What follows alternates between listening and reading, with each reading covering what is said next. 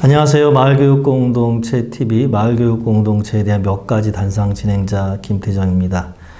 오늘 나눌 이야기는 제롬 브루너의 반성과 마을교육공동체입니다. 최근 제가 온라인 독서 모임을 하고 있다고 말씀드렸잖아요. 계속 같이 읽고 있는 책이 윌리엄 헤이스의 진보주의 교육운동사입니다. 얼마 전 읽은 책의 5장 제목이 흥미로웠습니다. 1950년대 스푸트니크의 발사와 파장입니다. 스푸트니크, 발음하기도 참 어렵죠. 국내에 번역된 비고치키 선집 11번째 책 제목이 흥미와 개념인데요. 옴기니 서문에 스푸트니크에 대해서 다음과 같이 설명하고 있습니다. 자, 읽어볼게요. 동반자를 따른 러시아와 스푸트니크는 소련 최초의 인공위성 이름이다. 인공위성의 그리스 어원은 인간의 진보를 함께하는 일종의 수호신을 뜻한다. 그러니까 스푸트니크가 이제 그 어원이 그리스라는 거죠.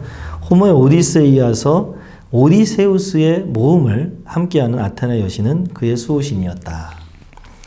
그런데 이 스푸트니크라는 단어가 당시 미국 사람들한테는 그리 우호적으로 받아들여진 것 같지 않습니다. 왜냐하면 1957년 당시는 냉전이었고 냉전 시기에 소련이 쏘아 올린 인공위성의 이름이었기 때문이죠. 위키피디아에서는 당시 상황을 다음과 같이 기술합니다. 소련 위성의 발사 성공은 당시 장거리 미사일과 같은 무기 체계와 과학기술 전반에 걸쳐서 당연히 자신들이 앞서 있다고 평가하고 있던 미국의 큰 충격이었다. 그리하여 이것을 미국에서는 스푸트니크 쇼크라고 불렀고 미국은 그 영역으로 교육, 군사, 과학기술 부문에서의 개혁의 필요성을 인식하게 되었다. 그 결과로 1958년 미국 항공우주국 나사가 설립되었다. 당시 메카시 상원의원은 이 사건을 계기로 교육에 책임을 지었다. 미국의 교육과정은 경험 중심 교육과정이었는데 이 사건을 중심으로 학문 중심 교육과정으로 바뀌게 되었다. 그 계기점은 1960년 브루너에 의해 출판된 교육의 과정이라는 세미나 보고서이다. 그 내용을 보면 교육과정의 내용을 사실, 개념, 법칙 등 지식의 구조에 따라서 조직해야 한다는 교육과정의 구조와 교수 방법에서 학습자가 학습하는 가운데 스스로 원리를 발견하고 응용하도록 해야 한다고 주장한 발견학습 또는 탐구학습의 주장이다. 스푸트니크 발사 이후 미국 의회는 이른바 국가방위 교육법을 통과시킵니다. 이 법에 따라 교사들은 훈련 기회를 제공받고 고등학교 과정의 학문적 엄정함을 강화하기 위해 설계된 전국 규모의 교육과정 프로젝트들이 착수되죠. 1959년 9월 우주호울이라는 곳에서 약 35명의 과학자 교육자들이 모여 열흘 동안 초, 중, 등 과학교육 개선 방안을 논의하였다고 합니다. 제롬 브루너가 집필한 교육의 과정은 이 회의의 종합보고서로 알려져 있습니다. 교육의 목표에 대해서 이 책에서 제롬 브루너는 다음과 같이 주장합니다. 아마 가장 일반적인 교육의 목표는 수월, 함양에 있다고 보아도 좋을 것이다. 그러나 엑셀런스, 이 수월, 우리는 이 말이 무슨 뜻인가를 분명히 알아야 한다. 여기서 이 말은 좀 더 뛰어난 학생들을 길러내는 것만이 아니라 각 개인으로 하여금 최고의 지적 발달 수준에 도달할 수 있도록 도와주는 것을 의미하기도 한다. 교과의 구조를 충분히 고려하는 훌륭한 수업은 아마 머리 좋은 학생들보다 능력이 모자란 학생들에게 더 가치가 있을 것이다. 왜냐하면 졸렬한 수업 때문에 피해를 입는 학생들은 머리가 좋은 학생들이 아니라 능력이 모자란 학생이기 때문이다. 이 말은 교과의 진도나 내용이 모든 학생들에게 동일해야 한다는 뜻이 아니다. 앞서 위키피디아의 설명에서처럼 우리는 경험 중심 교육 과정에서 그에 대한 반대로 넘어가는 것을 학문 중심 교육 과정이라고 쉽게 떠올리게 되었죠.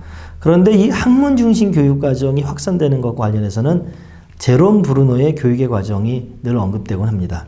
브루너의 주장을 한마디로 요약하면 그 유명한 나선형 교육 과정이라고 할 수 있습니다. 이 부분에 대한 그의 주장을 제가 직접 인용해 보도록 하겠습니다. 모든 과학과 수학의 핵심을 이루고 있는 기본적 아이디어나 인간의 생활과 학문에 형식을 주는 기본적인 주제는 단순하면서도 강력하다. 만약 어린이가 먼저 아이디를 직관적으로 이해하고 스스로의 힘으로 그것을 실험해 볼 기회를 충분히 가지면 충분히 이해할 수 있다. 과학, 수학, 사회, 문학 등 조기 교육은 이러한 교과의 지적 구조를 가장 충실히 반영할 수 있도록 면밀하게 개혁돼야 하며 또 동시에 그런 기본적인 아이디어를 직관적으로 파악하고 그것을 사용하는 데 강조를 두어야 할 것이다. 이 기본적 아이디어는 교육과정의 전개과정에서 끊임없이 몇 번이고 되풀이되어 반영돼야 한다.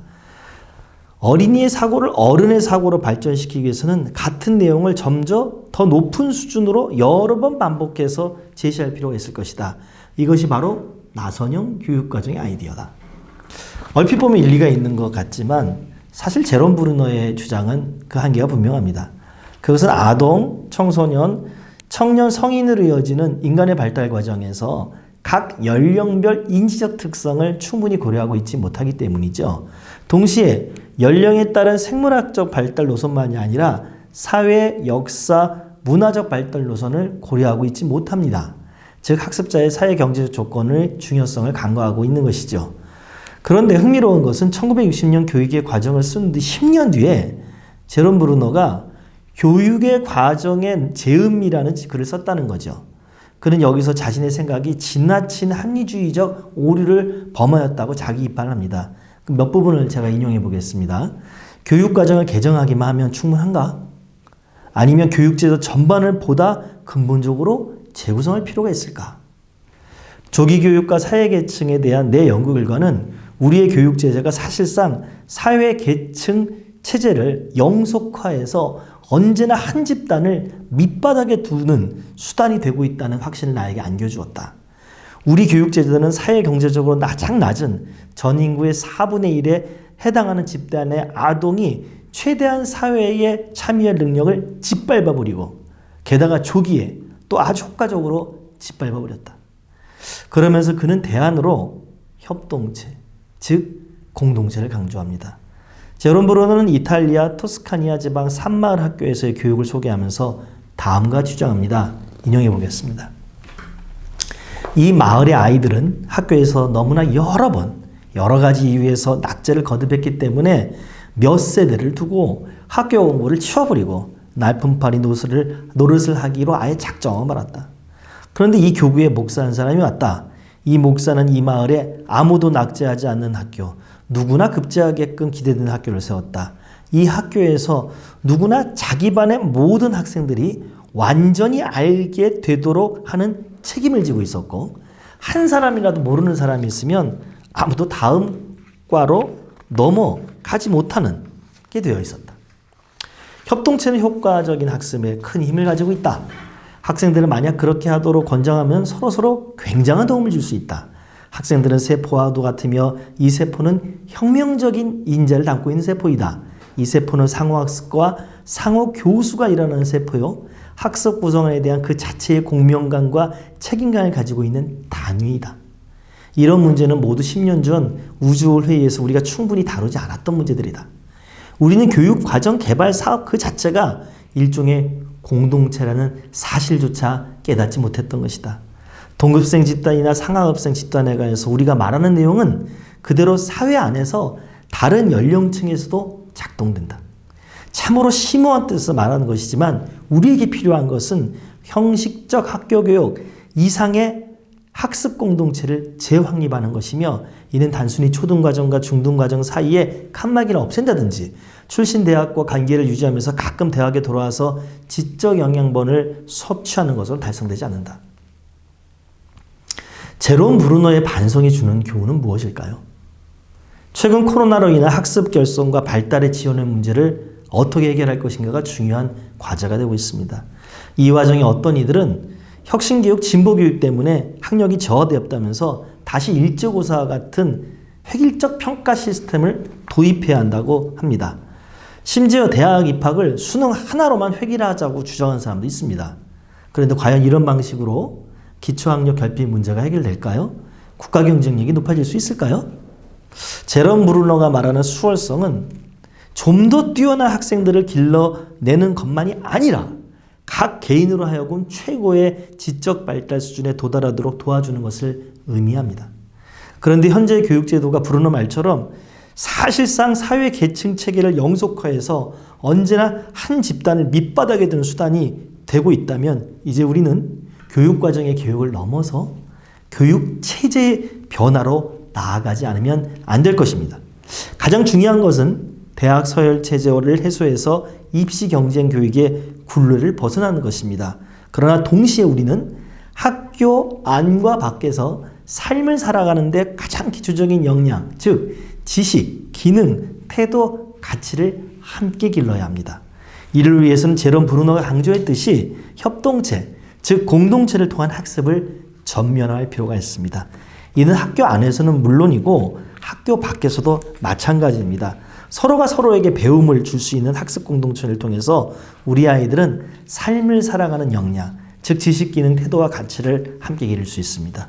대학 서열체제와 입시 경쟁 교육 해소라는 제도 개선과 함께 지금 우리는 제롬 브루너의 주장처럼 형식적 학교 교육 이상의 학습 공동체를 재확립해야 할 것입니다.